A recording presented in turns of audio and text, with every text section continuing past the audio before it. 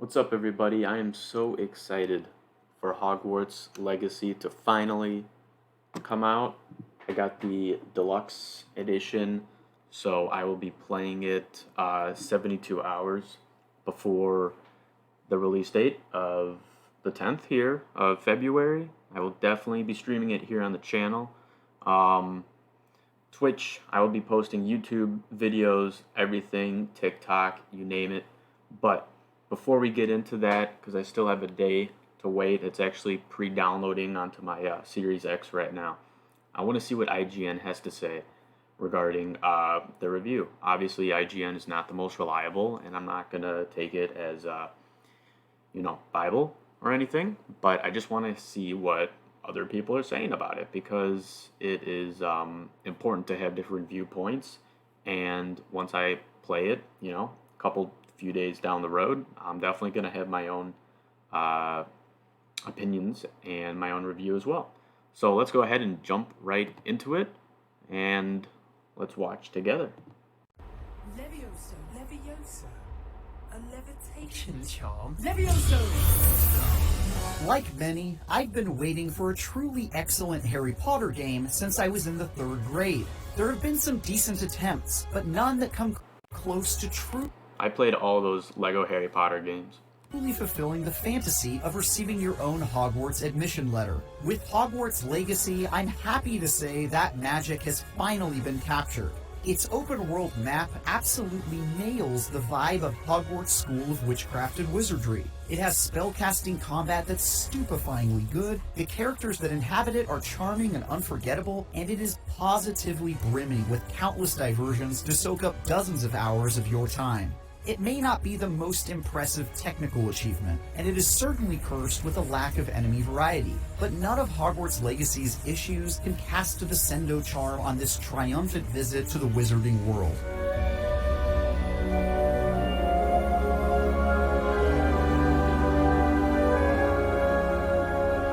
Right in line with most Harry Potter tales before it, Legacy's plot has more holes than a fishnet stocking, and sorta just expects you to accept that its magical world makes no sense. This mystical action-adventure RPG begins with you transferring to Hogwarts as a 5th year for unexplained reasons, to do everything from attending classes to fighting giant spiders. The fantastic character creator has plenty of options for you to craft your ideal witch or wizard, and as soon as you do, they'll immediately become entangled in a conflict between the wizarding world and an evil goblin. On top of that, because being in a secret society of wizards is apparently not exciting enough, you soon discover that you've got some freaky supercharged magical abilities that allow you to do extra cool stuff that also isn't really explained. If you're like me, you'll roll your eyes while 100 years worth of dead characters lecture you from paintings about the important history and how you have to save the world or whatever. But once that's over with, Legacy mostly redeems itself with a fantastic cast of non-painting characters that help boil things down into a not-too-convoluted good guys versus bad guys conflict that ends up being a largely enjoyable tale.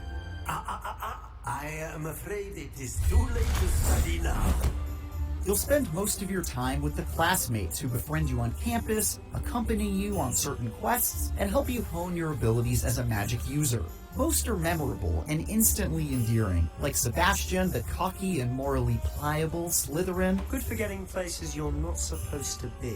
or Notsai, the clever and unflappable Gryffindor. I had it all under control. Spending time with them and improving my social links through the relationship quest lines made my stay at Hogwarts all the more enjoyable.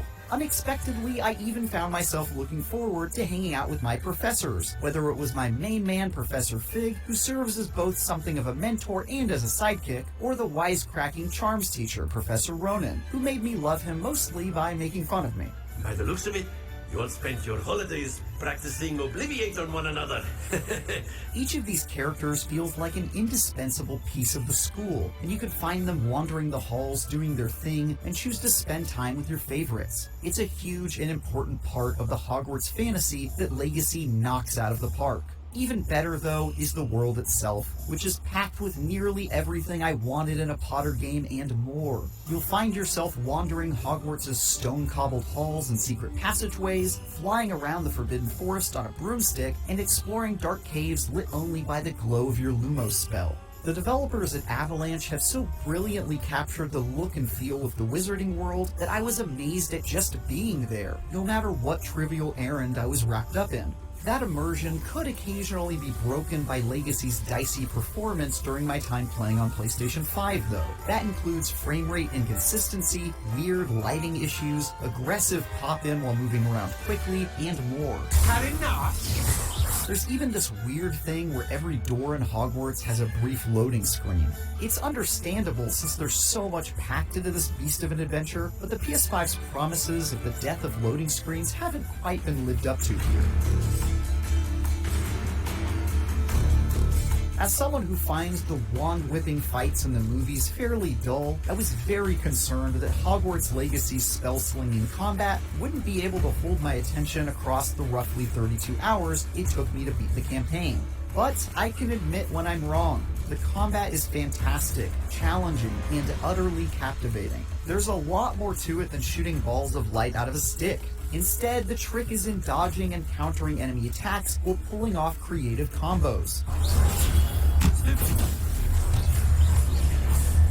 For example, you can pull enemies toward you with Accio, light them on fire with the close-range Incendio, then blow them away with the explosive Bombarda spell. Chaining together abilities to make your opponents look like complete fools never stops being amusing, especially as you unlock talent tree perks that enhance your skills with modifiers that make your elemental spells fork to nearby enemies or transform into AoE attacks. Many of the combat encounters are legitimately challenging too. I'll admit I died my fair share of times while trying to show off a new set of spells or by neglecting to see a goblin sneaking up behind me. Improving your skills and figuring out which spells work best for you is a really entertaining process, filled with experimentation and the occasional maiming.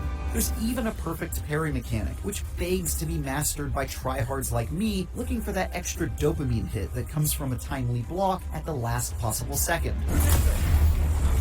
You'll also be forced to change up your tactics regularly, since many enemies have color-coded shields that can only be broken by spells of a particular type. For example, enemies with a red shield won't be damaged until you hit them with a fire-based spell, which means you'll need to keep a few of those handy. While the combat system never stops being entertaining, the creatures you fight do run out of tricks up their sleeves. You'll see the same familiar faces a lot, as you spend an enormous amount of your time fighting dark wizards, Quite conductive, aren't we? spiders, and goblins. Every once in a while, they'll trot out a troll enemy or nondescript magical suit of armor as well, but the enemy's legacy throws at you can wear thin pretty quick. When you're not lighting spiders on fire, you'll need some lighter activities to spend your time with, and it's actually kind of crazy just how many side tasks Legacy gives you. You could spend hours decorating your very own personal space and the Room of Requirement, go around catching, grooming, and breeding all manner of fantastic beasts, if you know where to find them, practice your gardening or potion making, go shopping in Hogsmeade, become a champion duelist in an underground dueling ring with your classmates, or even go full Voldemort and decide you want to become a master of the dark arts by learning the Killing Curse and other unspeakable acts, which goes about as well as you'd expect if you choose to pursue it. Naughty, naughty, you'll get caught. It's not just easy to waste hours goofing off. I found it downright difficult to not get distracted by a dozen things and forget what I'd originally set out to do. One of the ways you can completely forget about the looming goblin threat in the main story is by engaging in the over 100 side quests that are packed into the adventure. Not all of these diversions are equally entertaining. Some are definitely your basic go here and kill or collect this thing errands that do little more than burn some time. But many feature one of the aforementioned awesome characters, asking you to solve their problems or help them get into some good old-fashioned mischief.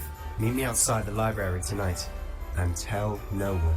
It also helps that you're often appropriately rewarded for your efforts, whether that's earning some gear to upgrade your stats, cosmetic items to improve your swagger, or best of all, new spells. The ultimate carrot in a game where you're often limited only by what magic you know how to cast. For example, one side quest gives you the Alohomora spell, which in classic Metroidvania fashion allows you to literally unlock doors and get into places previously inaccessible to you. Collecting spells goes a long way to opening up the map and giving you a better bag of tricks during combat, and I found myself positively thirsting for as many of these game-changing abilities as I could get my grubby paws on.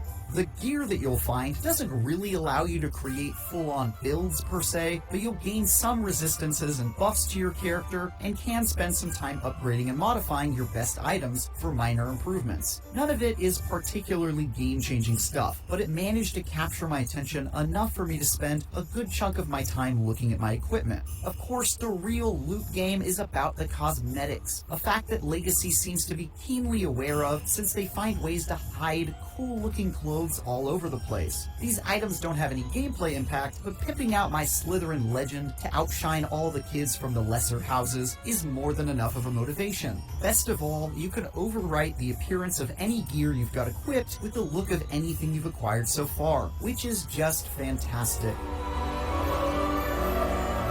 The verdict.